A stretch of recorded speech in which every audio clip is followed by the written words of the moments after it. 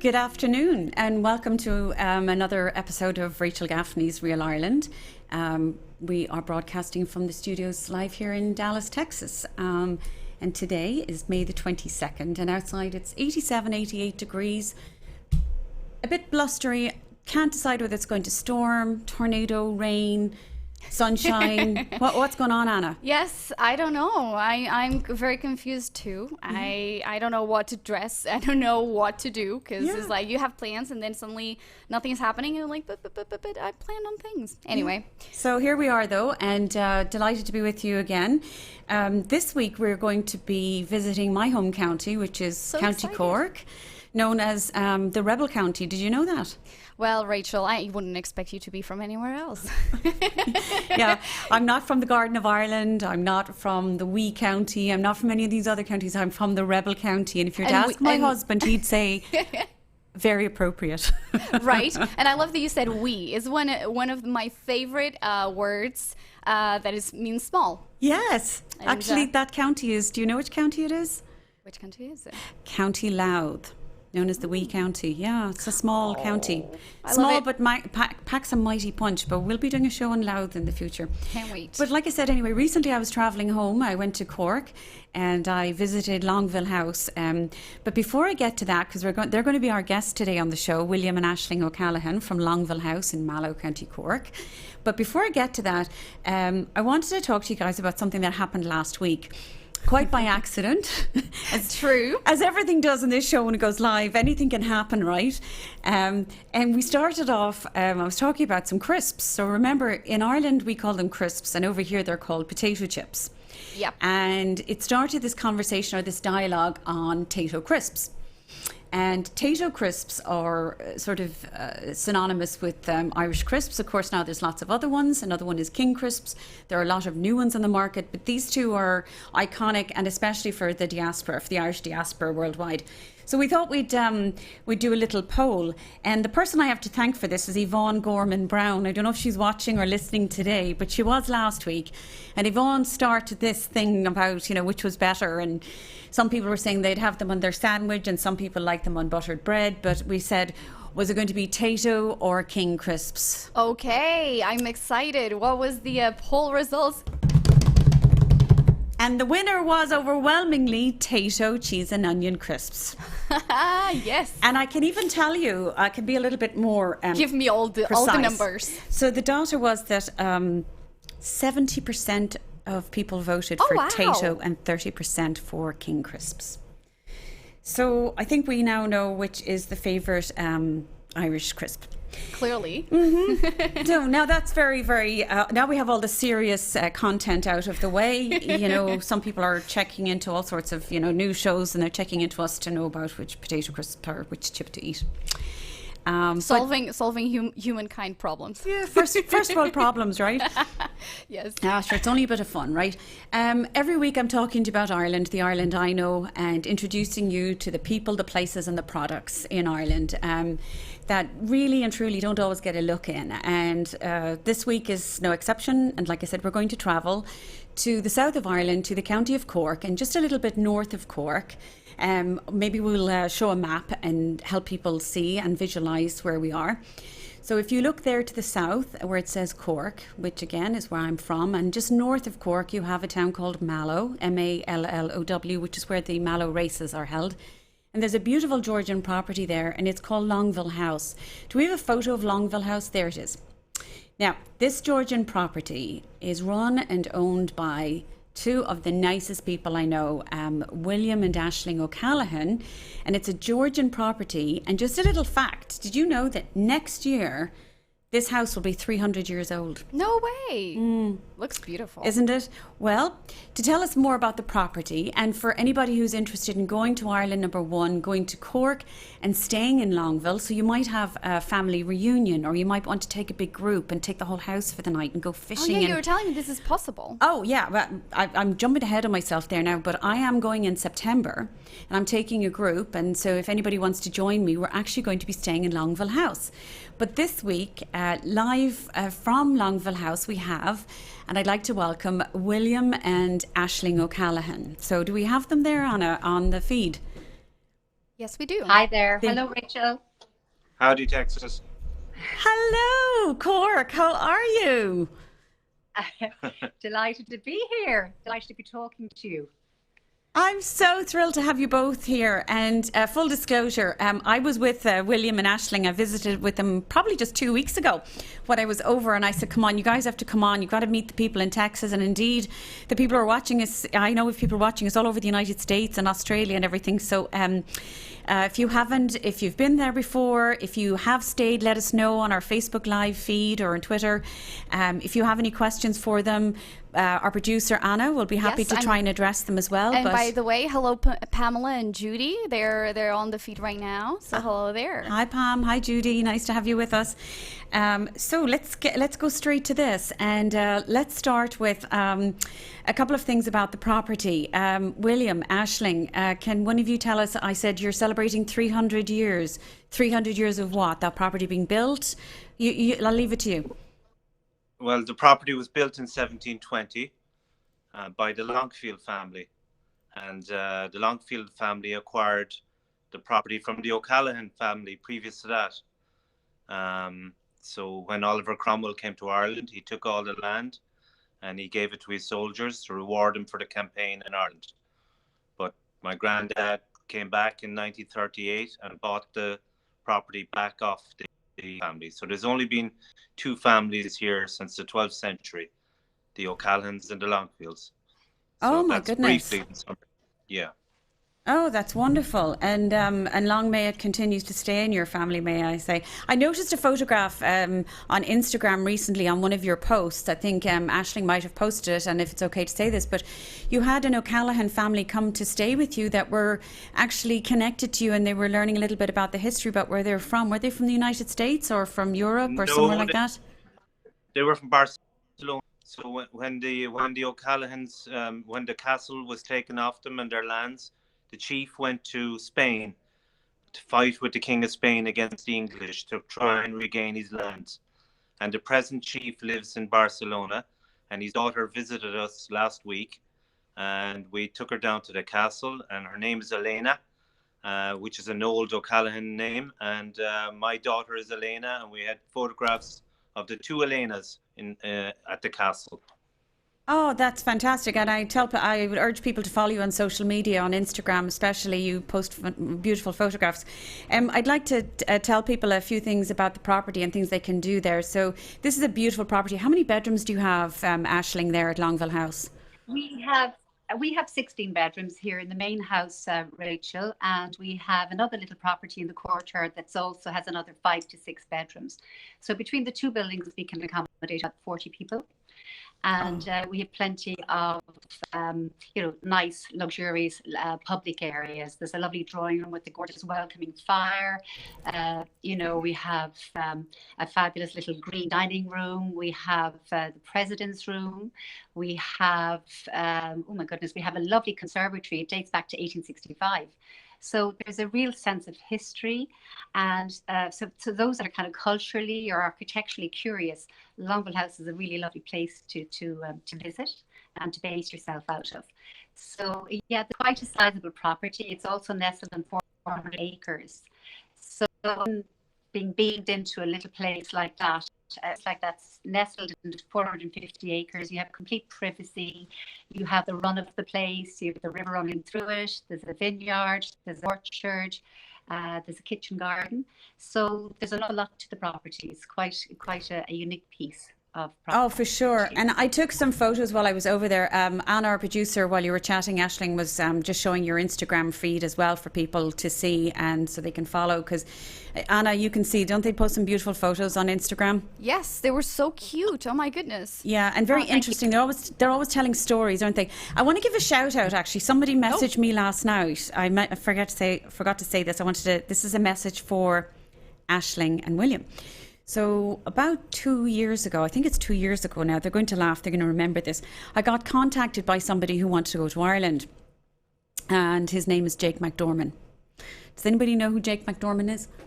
He does ring a bell. Mm-hmm. Is he an actor? He is, and he was in Limitless, and he was in the remake of, do you remember Murphy Brown with Candice Bergen? And it came back on air there this year. And he played the part of Murphy Brown's son. He was the news anchor with the Wolf Network, remember? Yes. So he went to Ireland, and this trip was the most unusual trip I've ever done in my life. I had to do it on the fly. Aisling and William remember this. I was messaging them on Twitter. I was in South Texas, messaging them saying, listen, can you take this guy? Can he stay? And they were full. They had a wedding that weekend. And she called me back and said, you're not going to believe this. I spoke to the bride. She said, no problem, have them come stay. William and Aisling put him up in their house, and he has never forgotten it because he had a special love, or in Ireland we call it a graw. A graw is the Irish word for love. He had a special love of their cider. Oh, I see.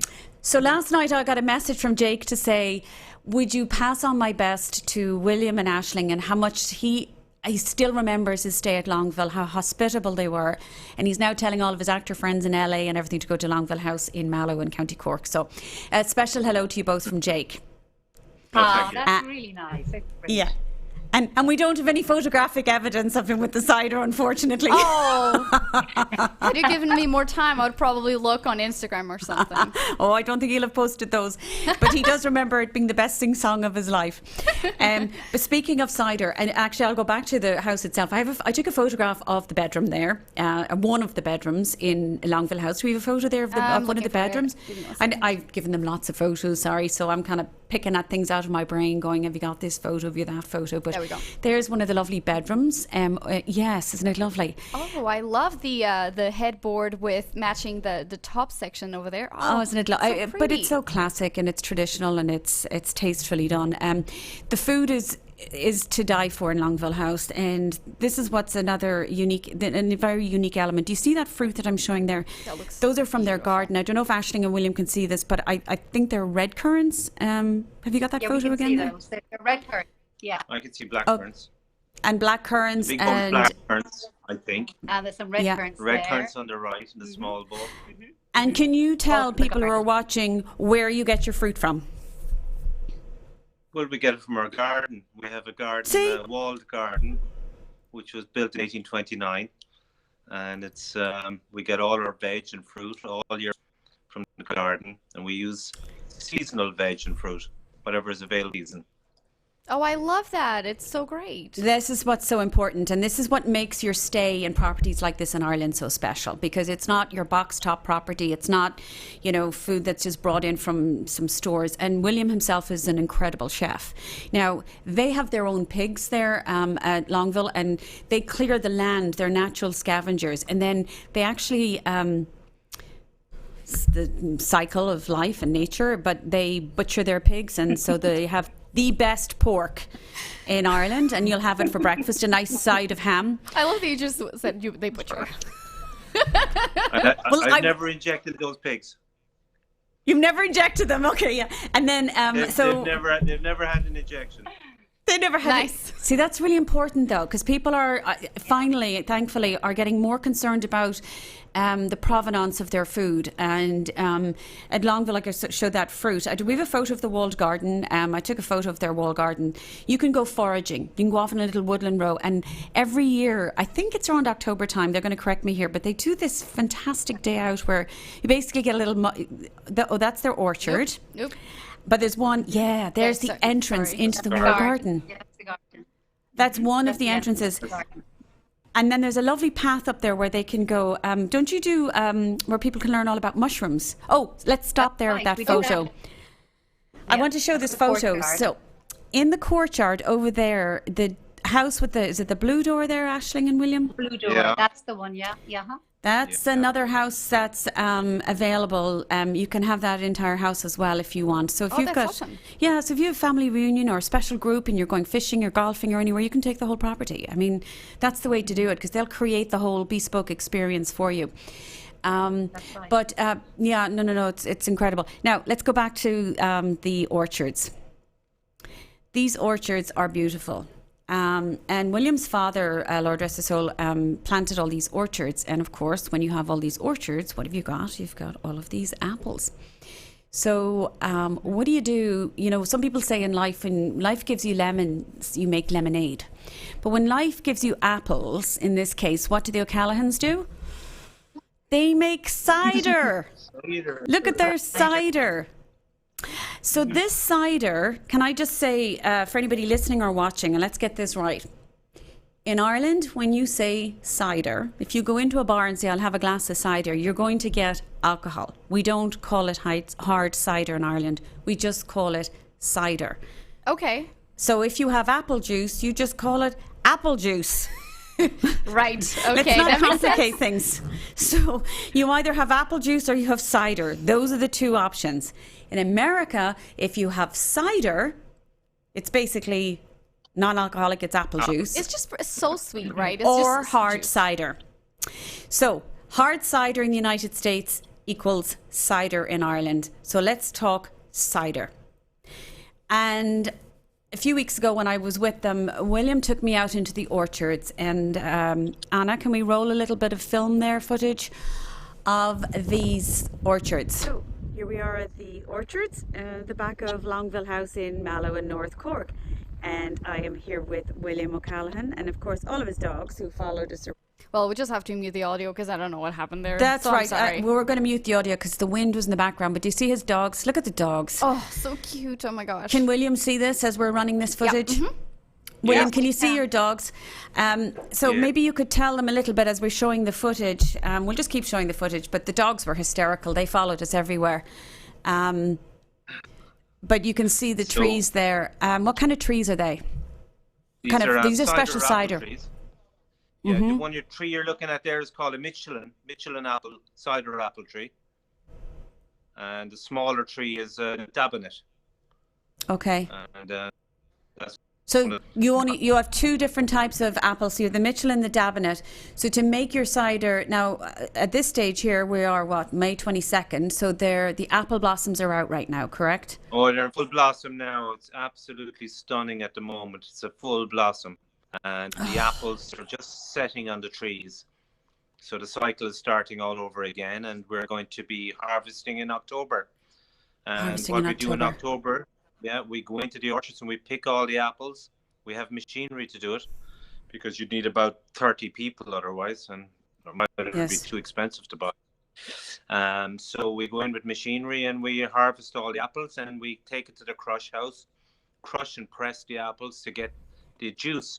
And we put the juice into big tanks and it naturally ferments with the yeast that's indigenous to our environment. It's a wild yeast and it ferments a slow fermentation, 4 months. And then we get alcohol. All the sugars are turned into alcohol. And that's the cider. And that's the base product then. And how many batches do you have?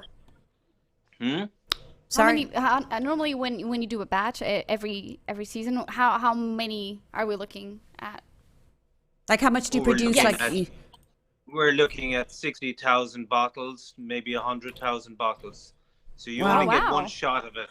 Yeah.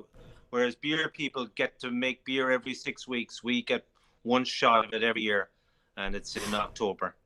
Now, a couple of things you told me when I was over, which I thought was very interesting, and this is the nerdy part in me, but going back to provenance, and you just said you don't inject your pigs and everything.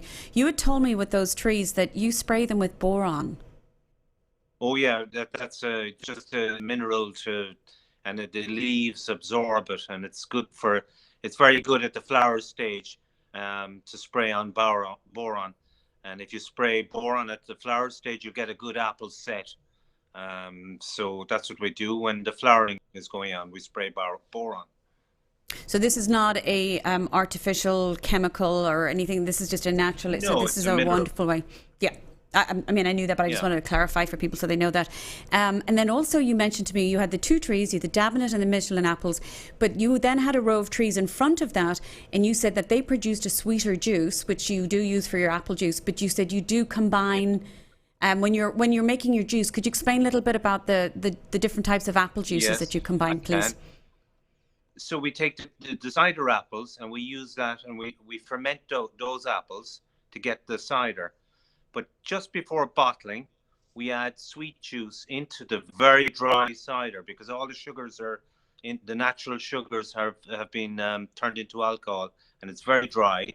So in order to make the drink more in taste, sweeten it up with some sweet juice. So that's all that's added to the cider. We don't add any nasty preservative things or ease or this or that. We just add sweet juice to bring it up into a medium palate.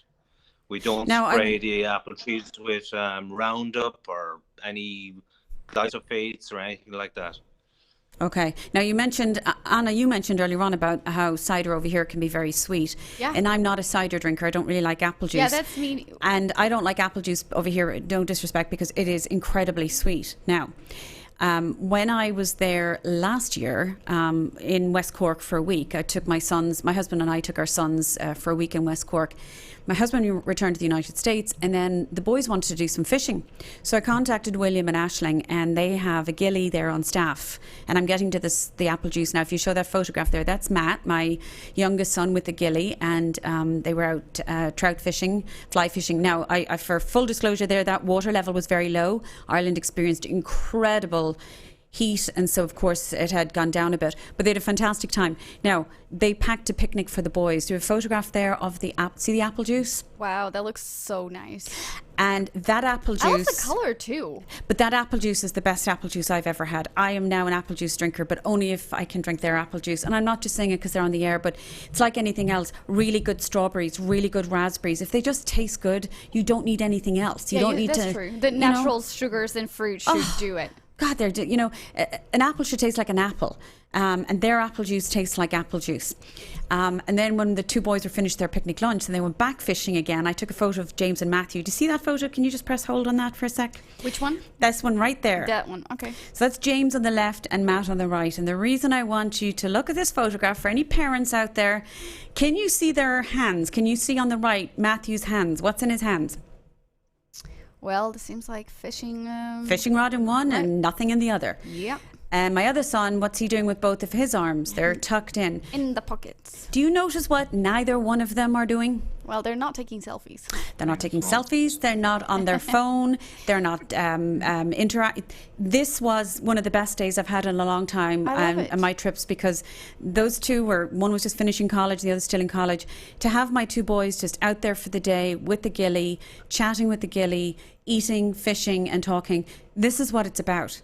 This is what I'm trying to tell people. Stop trying to plan your trip, schedule it so much in Ireland, because if you're on, even just in Longueville House alone, you've got fishing, you've got the gardens, you can go out and see the pigs.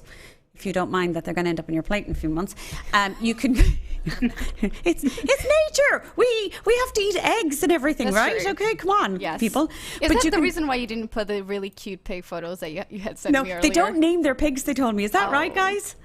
Yeah, nothing has a name except the dogs. They're safe, but the pigs. And you can walk their dogs, by the way. Connie and all the dogs. Oh, they're mad. These dogs, they're brilliant. They'll come up to you and they want you to take them for a walk. And then they have their own beehives there. William took me to see the beehives. See them? And then they were coming back with the honey, remember? Oh my gosh! And I did take some video footage, which I'll show at a later stage. But yeah, they did that for the.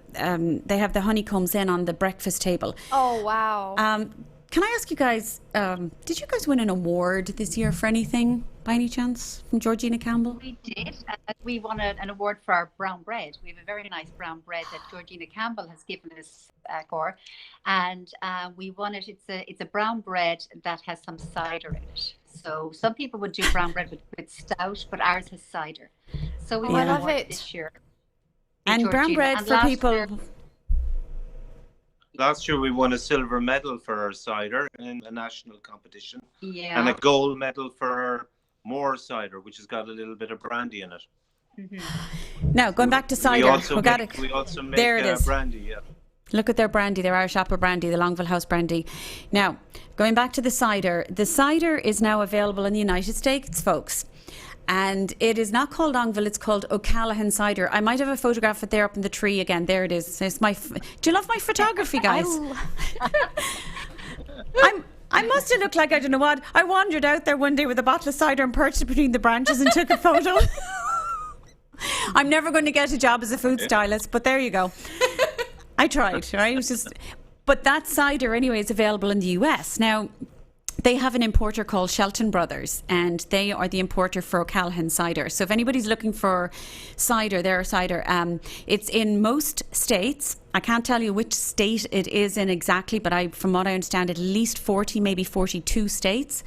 The good news for anybody in Texas is, and as we all know here in Texas, we have the TABC laws, which are very strict, and it's hard, to get products in. But that process is almost finished. And I spoke to Nick from Shelton Brothers yesterday, and he said that O'Callaghan cider should be available hopefully by the end of June, beginning of July in select central markets and Whole Foods. But if you want to check on O'Callaghan cider and the availability, I suggest you go to Shelton Brothers. They're on social media as well, or we'll put up a link. But I think that's worth checking out the different places you can get O'Callaghan cider. I'd love to see what people do besides drinking it. I'd love to know if anybody else actually does make or cook or do anything with it. So again, if anybody wants to come with me, I'm going September the 7th to the 15th, and we are spending a night with William and Aisling. We're not spending a night in their room, but we are spending a night in their house, just to clarify. And they will be welcoming us, and I'm sure they'll have a glass of something for us on arrival, won't you? Absolutely. Totally.